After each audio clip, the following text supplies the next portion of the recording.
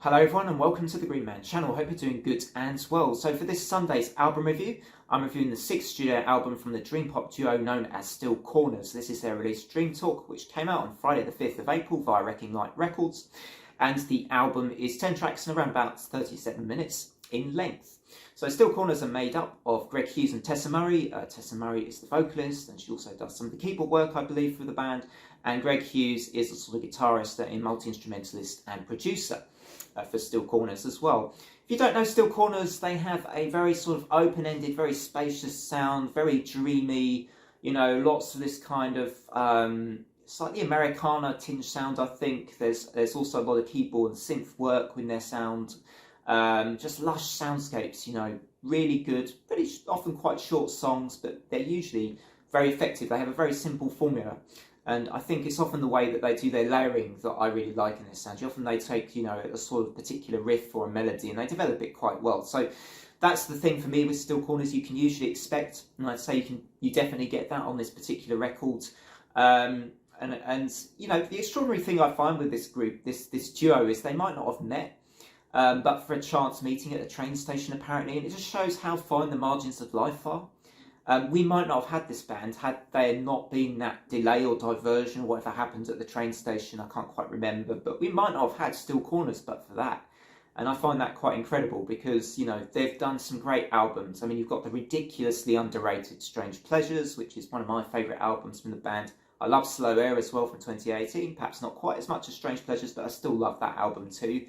Generally, I think they you know, like I say, they do have a very, very specific formula with what they do, but it does work very, very well. And if you're into the dream pop sound, you're almost bound to love this duo and what they do. So let's get onto this record a bit more. For me, it's pretty solid, and I think if you're a diehard fan of the band, you're going to really like this album.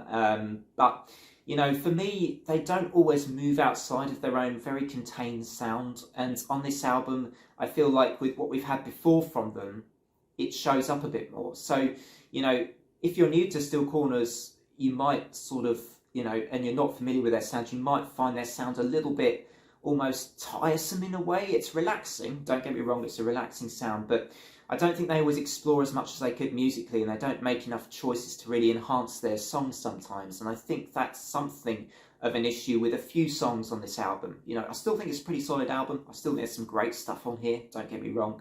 I still think they could have built on some of the tracks a bit more and made them, you know, like to have the presence and the development that tracks on like albums like Strange Pleasures have, you know, where they really build in these sort of fantastic moments into the tracks, these moments that are kind of arresting, whether that's a guitar part or a beautiful sort of elevation in the sound. I didn't feel that as much with this particular album and the choices that were made overall. But the positives. There's some really great guitar parts from Greg on this album, in particular on one song that I personally really love. When I talk about the tracks, I will talk about that song. I do think that, you know, I love the inspiration with this album, that it's come from Tessa Murray's dream journal. Apparently, I think some of the songs have been inspired by dreams that Tessa had. So I think that's fascinating. I think that works well with Still Corners and their sound and their stylistics of that open-ended, really dreamy sound that they have. So let's go into some of these songs a little bit more. And one other thing as well I found is that I felt there were a lot of fade-outs on these tracks at the end. And I thought they could have ended their songs with a bit more variation instead of just doing lots of... They did a lot of fade-outs at the end of the tracks on this album. I thought there could have been a little bit more variety with the way they ended their songs. That's another thing I noticed as a slight criticism of this particular record. But going into the songs a bit more... I found the album opener a little bit underwhelming, to be honest. I certainly think it was okay as a song, but it had a lack of a really good or powerful hook for me, which, as I say, some of their other songs have had in the past, so wasn't as into that as an opener. But I loved The Dream. It has a very effective, slightly repetitive theme, but very, very effective. I love the way they build on it. I love Tessa's vocal parts in The Dream. I think it's a great song. It could turn out to be one of my favourite Still Corners songs from their repertoire. Lose More Slowly and Let's Make Up, I think, are other good songs on the album. In fact, Lose More Slowly has a bit of a Police vibe to it. Just sort of got a bit of a vibe of an Andy Summers guitar moment or two in that song. I like the bluesy leads in that particular track as well that Greg Hughes plays. Some Crystal Blue's quite a nice ballad that starts off and made me think of a Spandau Ballet type ballad to begin with, just with the very beginning of the song, the way it started. I mean, it does develop. It sounds a little bit of it. It has a bit of an 80s aura about that track as well, but I quite like Crystal Blue for its simplicity, but I think it's a beautiful sounding song still. And, you know, I just think overall, and The Ship is actually the track I wanted to really shout out, because that's probably my favourite on the album before I finish things off here. I think The Ship is a fantastic Steel Corners song and one of the best they've ever done. And I love Greg Hughes' guitar solo on this track. It's a definite standout. It's a definite highlight for me on the whole album. And it lifted this whole record up for me another step. And I would have liked that more on this album, more of those kind of moments, more of those elevations, because I also liked the way Tessa Murray sang to lead into the guitar solo. Just gave me something different, gave me a bit of a climax to the album, and I enjoyed that particular moment on this record. So where does that leave me with a score for Steel Corners and Dream Talk?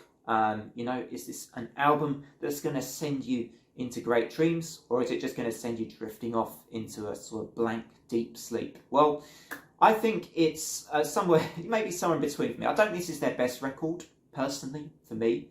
Having listened to it multiple times, I don't think it's their best record yet. I do think it has some strong points. I do think they could have built on it more.